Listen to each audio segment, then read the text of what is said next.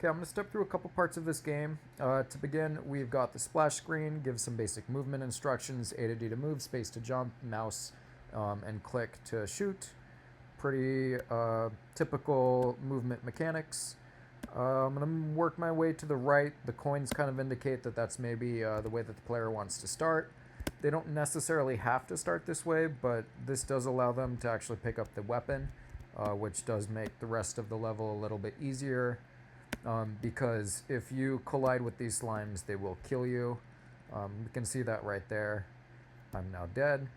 Um, just to kind of speed run this, I'm not going to pick up the weapon the second time. I'm just going to work my way up to the top, pick up some of these coins. We see that these actually increase my loot count. There's also a timer in the upper left corner. If that runs out, I'm going to be forced to restart this level.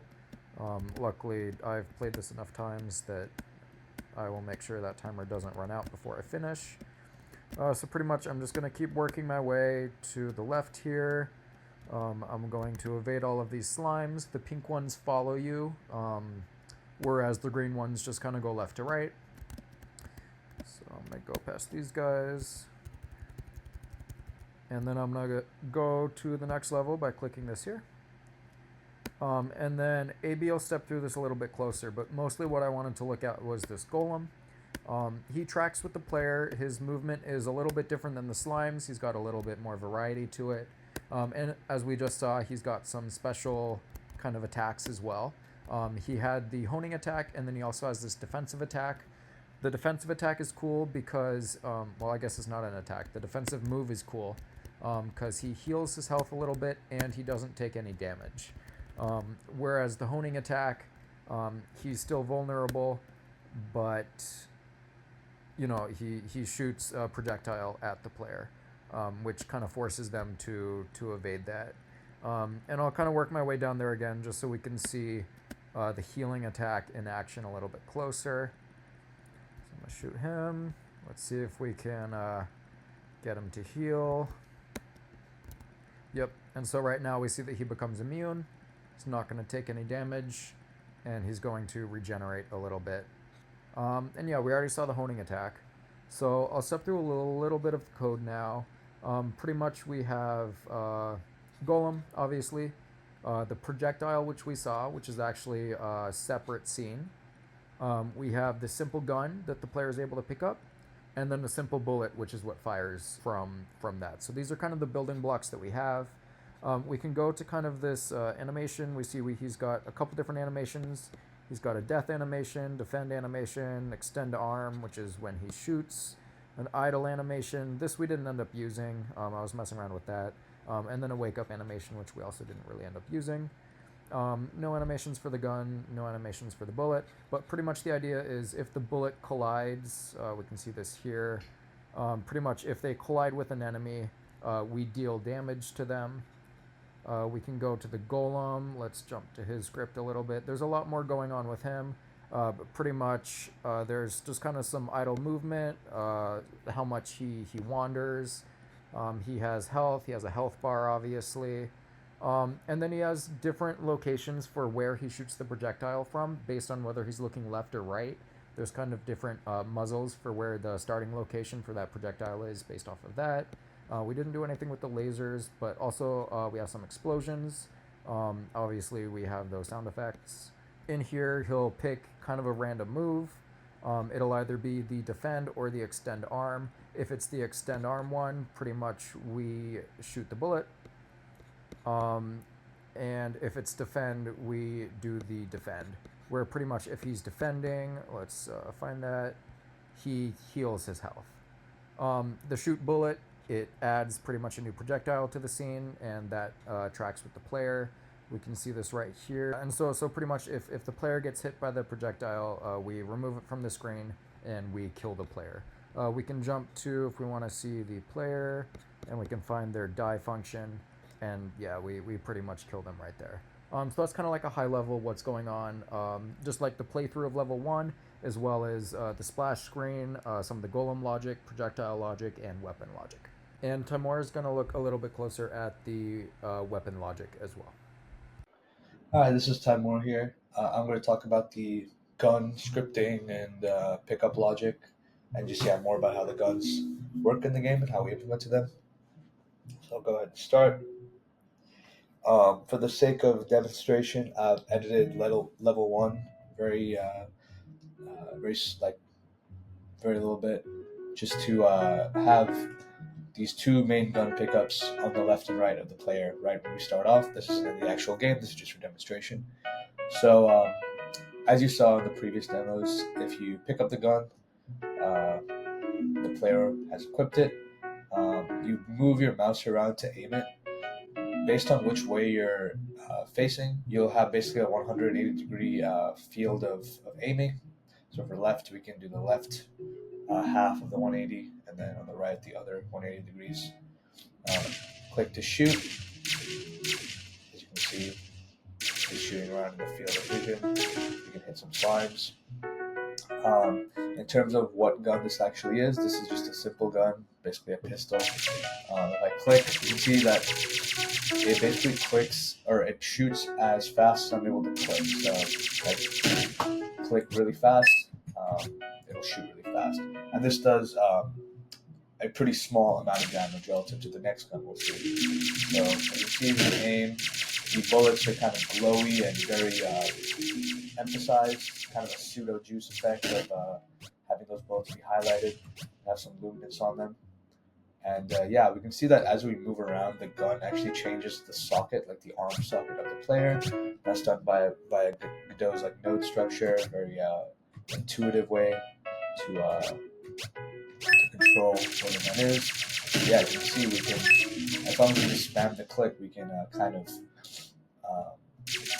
get by pretty easily. This is the gun pickup that is actually in the level, just to demonstrate how we're actually picking things up. If I just pass over a gun, we'll automatically pick it up, so we just picked up the second gun. There's no ammo count here, so it doesn't make too much of a difference.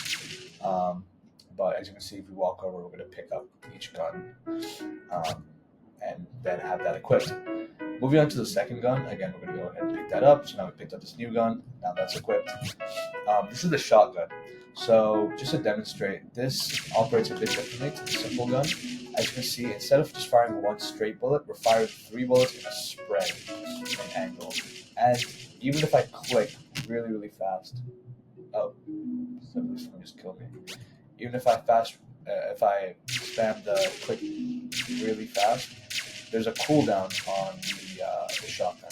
This is done for balance issues. The shotgun does more damage, so we want to make sure that the user can't spam it to kill everything very, very easily. So yeah, it's a shotgun. One other thing that I think is very fun and addicting to do is if you notice when I shoot, the player kind of recoils a little bit and moves back in the direction opposite to where we're shooting, as if the shotgun has some actual real life recoil or kick. And what we can do with that is that if we aim down, we actually kind of get a pseudo jump.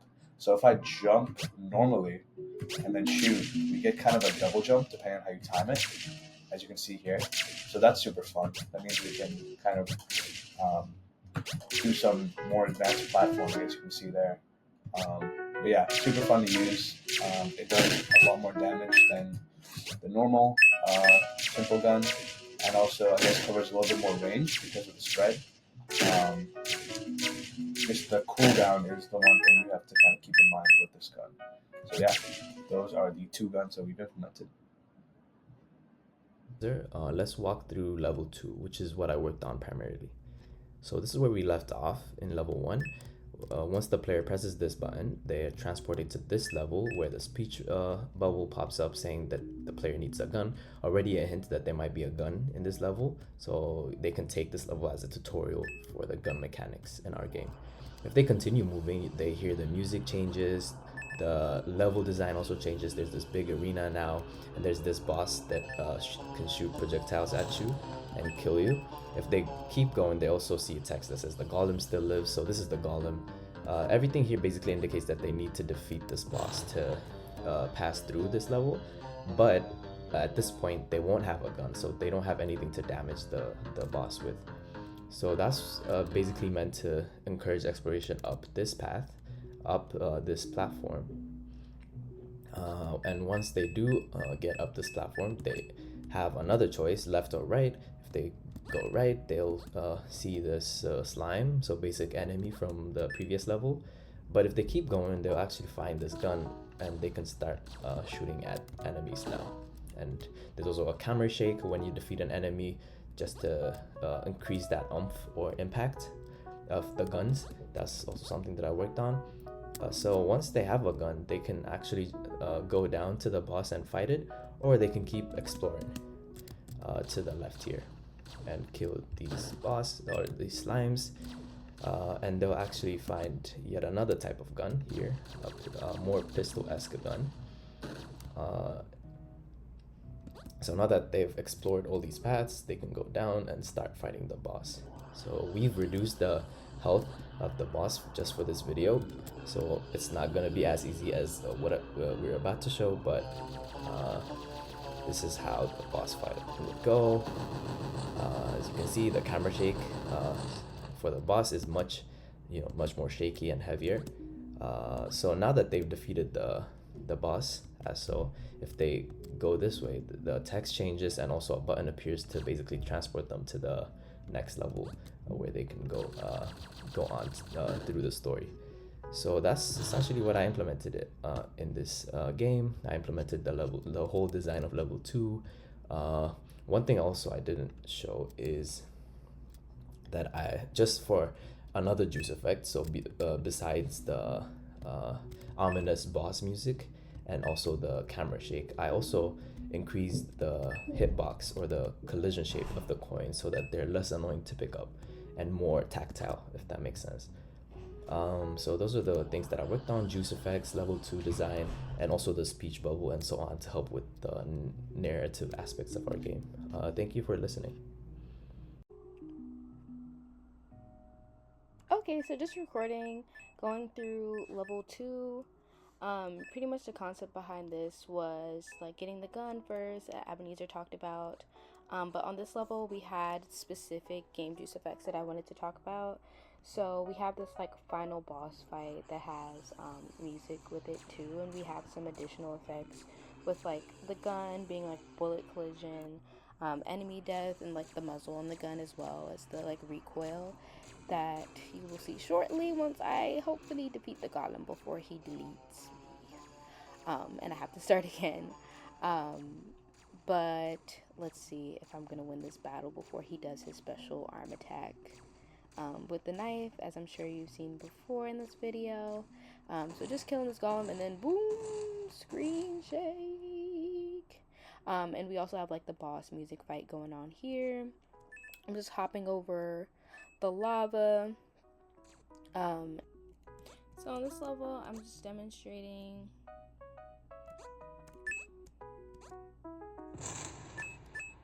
the narrative here. So this level is like swamp themed, and the narrative is a little bit more in this level. So just like with these like casual warnings in this level, I'm not gonna spoil it, but it has a little bit of foreshadowing as to what's in the level. Says I have some bad news. And for juice effects, we just continue the juice effects that were consistent across level 2 and level 1, of being the coin pickups, the background noise, also the noise that you hear when the actions happen, little screen shake, those like animations, so stuff that's cool like that. This level is a bit harder than the previous level, so it might take me a minute to get through it, but it increases the difficulty as it continues. We have like some moving platforms. On this level there's 2 golems, so you see the golem had brought company, a little bit more like different shapes going on the platforms, just to add a little texture to the game.